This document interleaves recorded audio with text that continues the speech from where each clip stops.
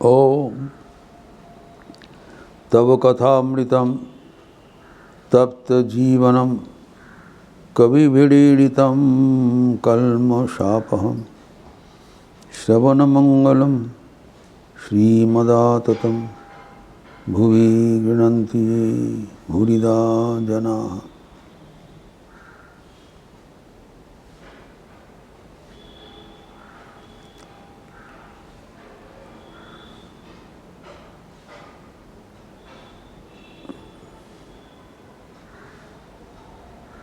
तितिक्षा का बात चल रहा था। सर्व प्रकार का दुख का सहनशीलता, कितने किस्म का दुख होता है वो कई बार चर्चा हुआ।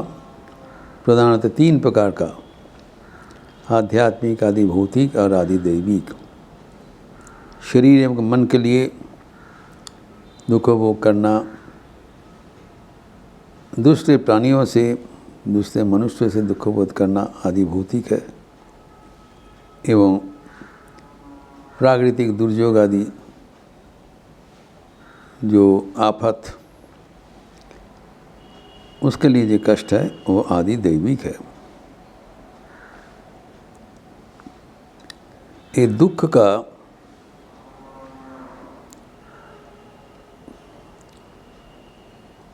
कारण, दुख ही हमारी सृष्टि का जड़ है। भगवान बुद्ध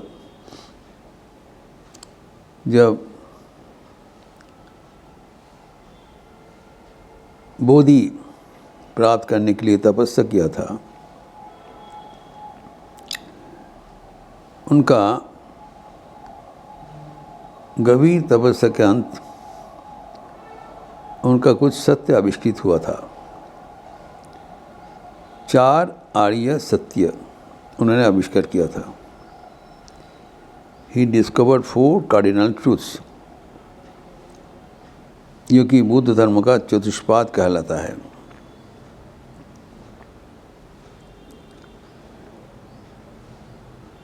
ये जो सत्य है, 4 चरम सत्य है। प्रथम सत्य बुद्ध ने आविष्कार किया कि दुनिया में दुख है। ये आविष्कार करने का क्या चीज़ है? ये तो सब स्वतःसिद्ध है। What is the big thing that he discovered? इसका पीछे रहस्य है। हम जानते हैं कि उनके पिताजी शुद्धोधन, बहुत दिन बाद उनका पुत्र संतान हुआ था। तो जैसे ही पुत्र संतान हुआ तो पुरोहितगण का पुकार के जन्म कुंडली प्रस्तुत किया। तो उन लोग बताया कि नवजातक राज चक्रवर्ती बनेंगे, विराट सम्राट हो जाएंगे, लेकिन इसके यौवन काल में संन्यास योग भी है। अगर वो होगा तो एक विराट नवीन धर्म संप्रदाय का अधिनायक बनेंगे। जहाँ जाएंगे या राजकार्य में अद्वितीय होंगे अथवा संन्यास व्रत ग्रहण करने के उपरांत एक नवीन धर्म मत का वो प्रतिष्ठापक होंगे। He will initiate a new dimension of spirituality। ये दोनों है। तो संन्यास योग तभी होगा जब अगर ये जगत एक बार जान जाएंगे, जगत में, जगत का वर्तमान परिस्थिति कितना दुखमय है। अगर किसी हालत से जगत का परिचय न मिले तो शमशान में नहीं रहेगा। ये सुनकर उनके पिताजी बहुत भयभीत हो गए। इसलिए बचपन से ही उनको बहुत ही एक कृत्रिम परिवेश में रखा था, kept in an artificial environment. उसके लिए एक सुरम्य बागीचा प्रस्तुत हुआ, अट्टालिका प्रस्तुत हुआ, एवं नर्तकगण सब समाचार और गाना बजाना हो रहा है। सो ही एंश्योर्ड कि वहाँ पर कोई दुखों का ना परिवेश हो, ना कोई आवे, ना कोई बातचीत हो। You should remain in a pseudo atmosphere that everything is fine, roly poly. जगत का कोई भी दुष्संवाद उनका कर्णग्रोचर ना हो। तो ऐसी जो मनोभाव चल रहे थे, तो इसके पुष्टिकरण देखते हैं श्री रामकृष्ण भगवान का जीवनी में। वो भी अनुरूप एक किसी का शरण लिया था। नाउ तो गौतम, उनका नाम गौतम था, गौतम बुद्ध को उन्होंने बहुत ही एक आनंदमय परिवेश में रख दिया था। फिर जब उसको उम्र हुआ तो यौवन काल में उसका विवाह भी हो गया और उनका पुत्र संतान भी हुआ। वो बहुत आनंद में थे। लेकिन जो सिंह है वो खांचे के भीतर कितना दिन रहेंगे, पिंजरादि व केशरी, तो छटपटाएंगे। तो एक दिन उन्होंने पिताजी को बोला, देखिए मैं तो अभी कहाँ ना गया और खाली हमारा प्रसाद के भीतर भुवन में ही हमारा दिन बहुत आनंद में बीत रहा है। सुबह शाम बहुत नाचा गाना, फूल का बागीचा है, संगीत है। तो मैं कुछ हमारा जो राज्य है थोड़ा देखना चाहता हूँ, मैं कहाँ का राजकुमार हूँ। तो उन्हें बहुत फेर में पड़ गए। तो ठीक है, उनका जो वो सारथी का जो घोड़ा चलाने वाले, उनको स्ट्रिक्ट उनको इंस्ट्रक्शन हुआ, देखो इधर उधर नहीं ले जाओगे, जो ये जो रास्ता यारमार्क कर देना, ये रास्ते से ले जाओगे, थोड़ा बहुत घुमा के ले आओगे।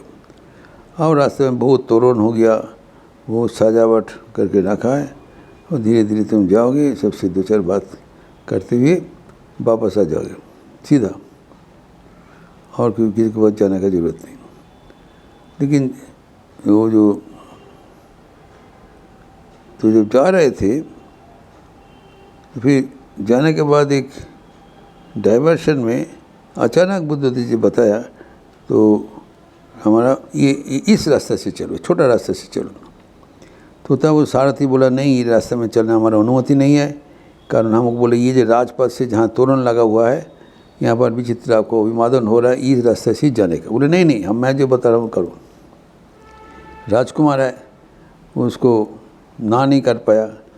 तो जैसे टर्न किया, बुद्ध जी देखे दूसरा चित्र है, यहाँ पर तो सब कुछ दूसरा किस्म दिखाई जा रहा है। तो वहाँ पर उसको 3 चित्र दिखाई पड़ा। तो 4 व्यक्ति के साथ मुलाकात हुआ।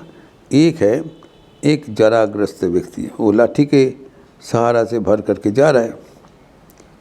तो उन्होंने बोला, ये व्यक्ति क्या हुआ है, कभी कोई बूढ़ा व्यक्ति कभी देखा नहीं। No old person was allowed to meet him so far. बोले ये तो इसका उम्र ज़्यादा हो गया। बोले क्यों, इसके बोले बीमारी नहीं है, सब व्यक्ति ऐसी होता है, इसे अनिवार्य है। जो जिसका उम्र हुआ है वो एक दिन वार्धक्य अवस्था में पहुँचेंगे, सबका ये हालत होगा। बोले ऐसी क्या, तो आश्चर्य हो गए। तो जरा ग्रस्त होने, जरा जिन्हें दुख के बारे में उसका पहले बार उसका संयोग हुआ। तो फिर कुछ आगे देखा, ये व्यक्ति एकदम बहुत ही चिल्ला रहे हैं, 2-4 व्यक्ति दौड़ झाँप कर रहे हैं, क्या हुआ। तो इस बार भी उनका दारुक जो सारथी था, उनको भेज दिया गया, तुम कभी कुछ सावधानी से वापस लाओगे। तो पूछा ये जो क्या हुआ वहाँ पर, तो बोला नहीं, ये व्यक्ति पीड़ित है, इसीलिए रोग यंत्रणा में रास्ते में पड़े हुए हैं। रोग क्यों हुआ, बोला नहीं, जो हम लोग जीते हैं प्रत्येक का भीतर ही रोग होगा ही, अनिवार्य है। शरीरम व्याधि मंदिरम, सबका ही रोग होगा एवं ओल्ड एज होगा, इस जनित दुख है अनिवार्य। फिर थोड़ा देर आके देखा, ये व्यक्ति को शव लेके जा रहा है, वो शोक करते हुए। बोले ये व्यक्ति क्यों लेटे हुए है, नहीं, व्यक्ति मर गया। मर क्यों गया, कैसे, सब आदमी मर जाएंगे, कोई बराबर जिएगा नहीं। बोले ऐसी है क्या, तो बोला हाँ ऐसी हो, मृत्यु अनिवार्य है। तब देखा जो ये 3 जो है, जरा वृद्धि मृत्यु, ये तो अनिवार्य दुख है, इसको तो हम रोक नहीं पाएंगे। ये फिर थोड़ा बहुत आगे देखा, एक सन्यासी बहुत आनंद सहकार हंसते हुए प्रफुल्ल चित्त से वो जा रहे हैं। तो उसको देखकर वो बोले ये कौन है, ये तो बहुत आनंद से चल रहा है, बड़ी सन्यासी है, ये संसार छोड़ दिया, ये ईश्वर लाभ करने के लिए मुक्त होकर ये स्वाधीन होकर जीवन जीते हैं। बोलो अच्छा, तो ये इसके दुनिया इसके मतलब नहीं है। बोले ठीक है, हमारा जो देखना है, चलो चलो अभी वापस चलो। तो फिर वो वापस आ गया। वापस आने के बाद उनका मन में गंभीर चिंतन हुआ, मैं तो अभी इतना दिन तक एक काल्पनिक जगत में रहा करते थे, दुनिया में तो ऐसी है नहीं, दुनिया में तो बहुत दुख कष्ट है, इसको निवारण कैसे किया जाए, what is the way out. ये कारण ढूंढने के लिए वो संसार छोड़ के निकल पड़े।